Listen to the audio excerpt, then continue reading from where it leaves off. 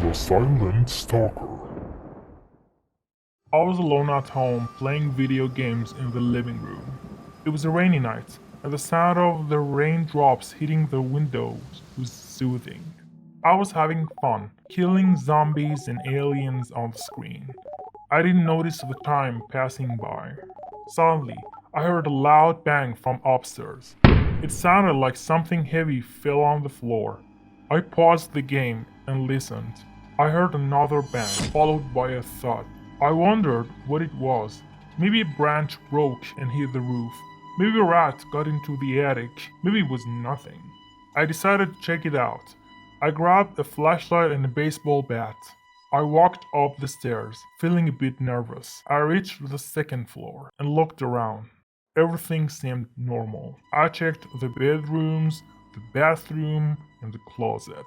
Nothing was out of place. I shrugged and turned to go back downstairs. That's when I saw it. A dark figure was standing at the end of the hall. It was tall and thin, with long arms and legs. It had no hair, no eyes, no nose, no mouth. It was just a black silhouette. It was holding a large knife in its hand, and it was staring at me. I felt a surge of fear and adrenaline. I raised the bat and shouted, "Who are you? Who'd you want?" It didn't answer. It didn't move. It just stood there, watching me. I took a step back, ready to run, but before I could, it lunged at me. It moved faster than I could react. It slashed the knife at me, and I felt a sharp pain in my arm. I dropped the bat and the flashlight. I screamed and fell on the floor. I saw blood gushing from my wound. I looked up and saw the figure looming over me. It raised the knife again and said, "I want you." The last thing I saw was the blade coming down on my face. I screamed and jumped out of my bed. My heart was racing and my forehead was sweaty. I realized that happiness and horror were not far apart. Just a flash and boom. We can feel terror right after joy. I wished I never had that nightmare. He said, "Happy Death Day." It was dark and stormy night. I was alone at home, watching a horror movie on Netflix.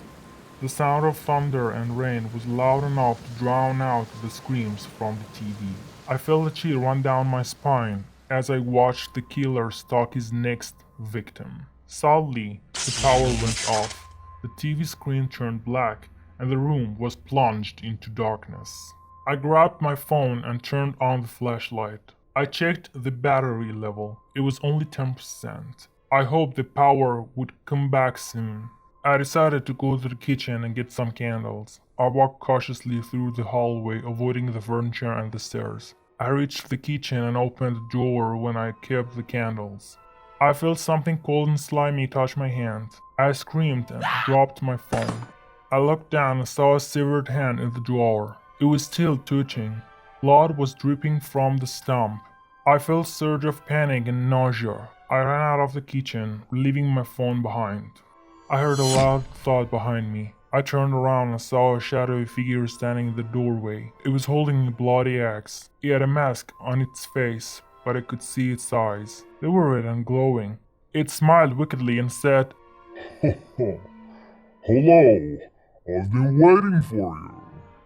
I tried to run, but it was too late. It swung the axe at me, and I felt a sharp pain in my back.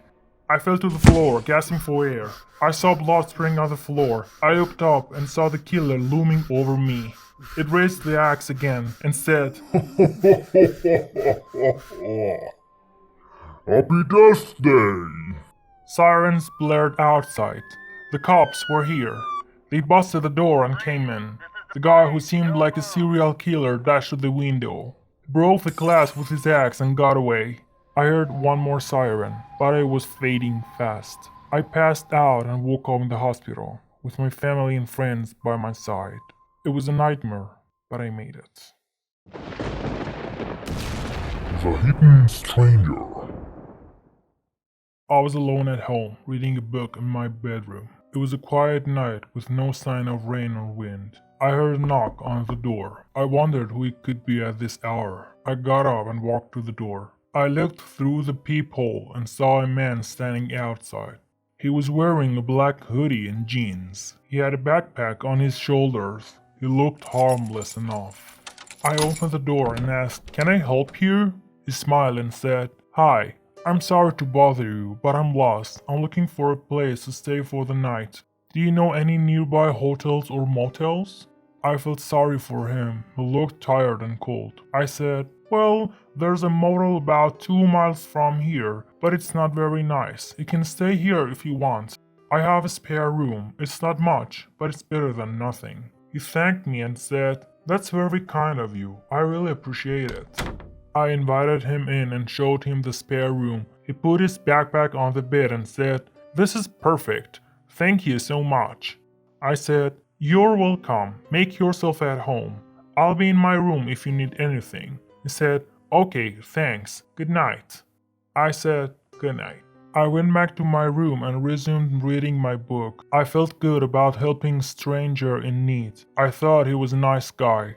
About an hour later, I heard a loud scream from the spare room. I jumped out of my bed and ran to the door. I opened it and saw a horrifying sight.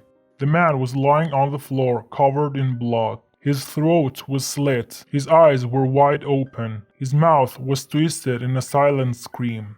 Next to him was his backpack. I saw a bloody knife next to his backpack. To my shock, there was another man next to the closet. His face was hidden by a mask and he was bald. His hands were stained with blood. He was staring at me. Suddenly, he lunged at me, but I was quicker. I slammed the door of the room and locked it to trap him inside. I grabbed my phone and called the police. They arrived in no time. They broke into the room and found the man with the mask dead. He had offed himself. The cops did their job, then left the scene.